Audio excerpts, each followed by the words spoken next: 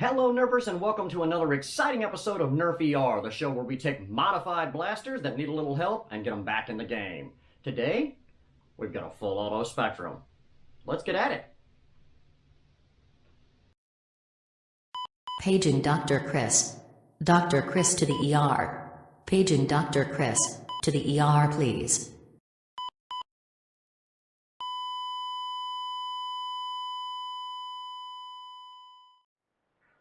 Alright, sports fans, so as you can see, we've got the Adventure Force Spectrum in red, and this one's been modified already. Was sent in by somebody who was looking to do an auto conversion on it, which to the best of my knowledge, there aren't any drop-in kits yet, so they got the XSW kit with the external battery, and they were running it like that.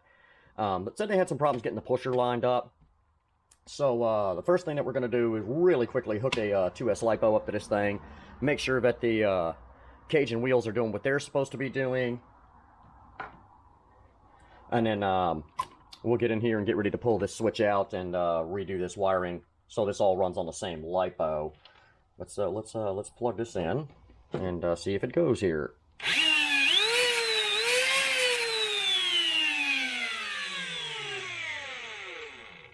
I would say absolutely it runs just fine. Those Fang revamps sound good. Don't know what these wheels are. Are these Daybreak wheels or are they Drax wheels? You guys hit me in the comments below if you know what they are.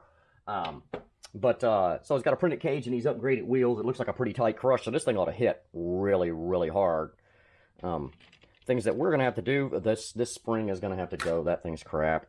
Let's take the trigger down here. Rev trigger and spring, we'll save that. I need to get a spring for the mag release, but that's not a problem. I'm sure I got something floating around. And it looks like this is just hot glued in here, so we're going to get rid of this switch.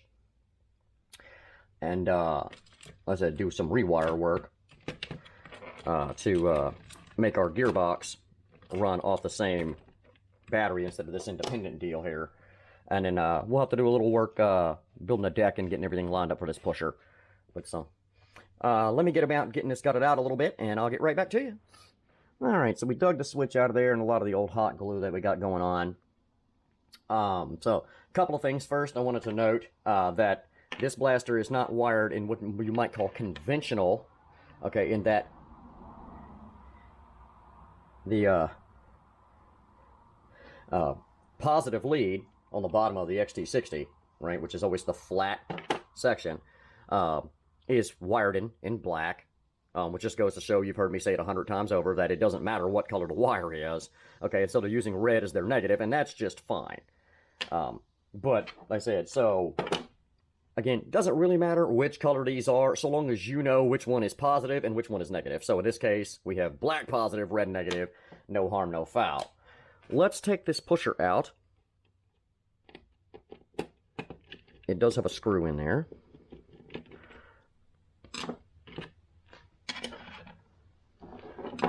Okay, I see where they were going with this. They cut a piece out of a whole nother shell, and hopefully you can see it, and glued that down here with a little post. One of my things here is that this post is awfully small, and this can wobble around on it quite a bit. So we're going to get rid of this and go up to a larger post, something that this will ride on more smoothly. And then probably trim this back just a little bit more to make sure that the pusher can ride all the way forward. Everything else looks pretty good. So let's get this out of here, and then we'll see what I've got laying around in the bin to build a proper size post for this thing. All right, pulled all that out. This is the post that they had the pusher riding on, and very cleverly they took this piece of plastic that had this nice hole and kind of put it there, so it's good support for the post. The problem is, like I said, this post is really small and kind of wobbly. It's going to give us thing.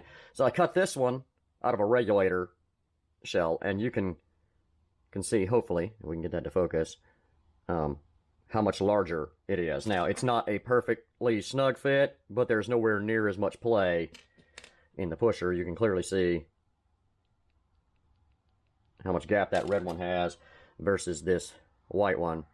Much better selection here. Now, I mean, it also helps that I have a whole bin full of scrap blasters. Okay, so we're going to screw it in from the back side of the blaster like I did in my mod guide. And to do this, we're going to use an old school, like long shot screw here. It's very coarse. And it's going to give us a lot of purchase on the inside of this post. And of course, then we're going to hot glue and all kinds of stuff too. There's going to be some epoxy putty going on. So the first thing is to get this post in and get it set to the right position. And then we'll build our epoxy putty deck and everything like that. And then work on getting this pusher motor set. Okay, you can see our post is in. And old pro's trick here. The post wasn't high enough for me to be able to put the cap on the pusher. You can see it's sticking up nice right now. So what I did is I cut a piece off of a second one. Ran the screw through it first. Up here, and maybe you can see it.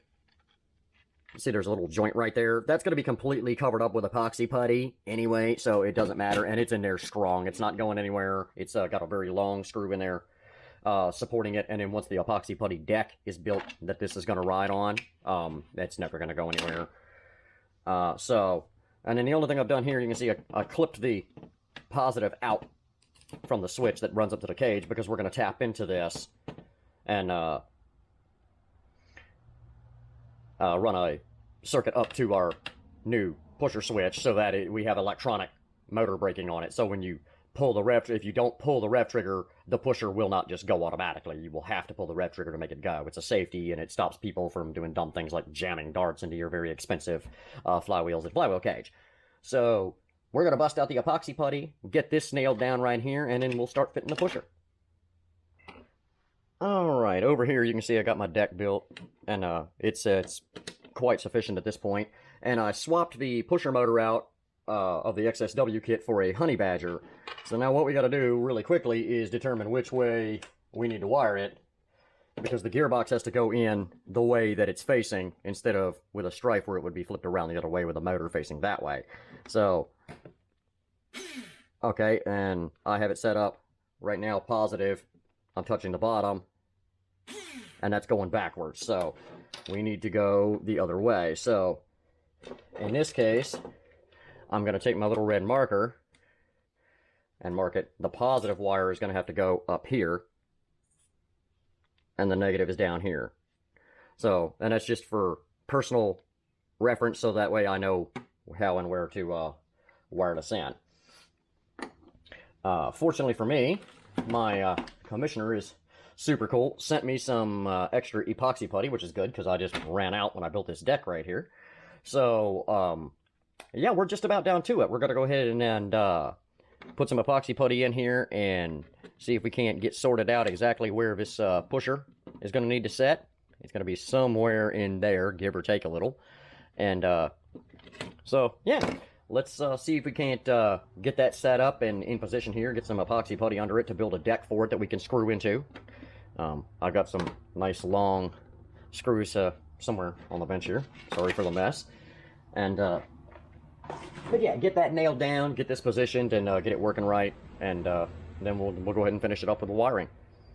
Alright, so the gearbox is in, and I think we've got it really close to the right position here. I've got it hooked up. Yellow is my negative wire, red is my positive. I left them really long so that I can route and do all this stuff. We're going to go ahead and pulse this and make sure it turns right. It looks good. Alright, so next step is going to be to go ahead and lubricate everything up, install the pusher, and see if we can make it go. So, one of the things that I did do is file the front edge of that down on a bevel. So that way darts coming in, because it does stick forward a bit. Darts coming in can go past it and not jam up on the pusher. So anyway, let's get everything lubed, get this installed, and do a test and see if it will actually go. Alright, we've got everything lubed up, installed. Everything looks good. Let's give it a pulse and see if that pusher will go. So hopefully you guys can see it here.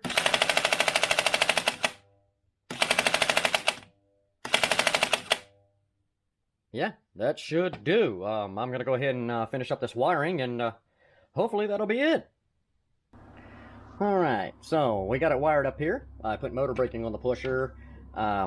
Everything is set. I put a nice return spring on the trigger. That's screwed in. Return spring is still on the rev trigger. Our extension spring here seems to be working just fine. So in theory, if we do this, it should go. Alright, we got flywheels. Let's see if it'll push. Sure does. Well, I guess we should probably test it with a couple of darts. What do you guys think? Let's see. Alright, that's alright. And then this is gonna...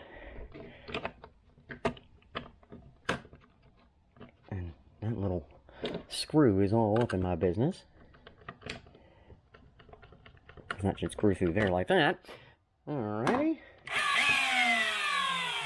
Anyway, let's see if it goes.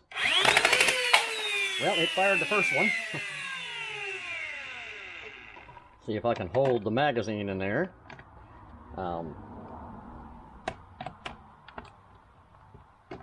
And still do this. Here we go.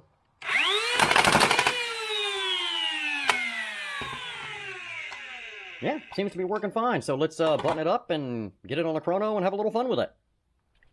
Alright, buttoned up. I don't have the battery door and I don't have the little battery stocked either, but let's see if we can make it go. Here we go.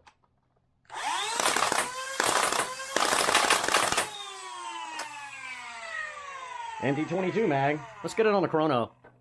Alright guys, sorry about the wind. Let's see if we can get some chrono action off of this thing. Again, I'm kind of having to hold the battery and work the blaster at the same time, so bear with me there. And of course, it's a really fast rate of fire, so anyway, you guys wearing headphones might want to turn it down right about now.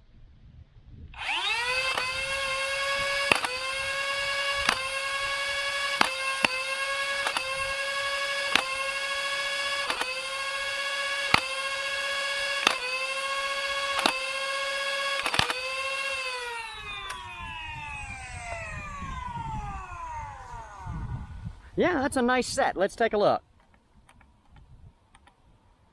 Alright, so we got 12 reads. High of 134, low of 110, and an average of 120 FPS. That is absolutely perfect HVZ numbers. This is going to be such a great blaster.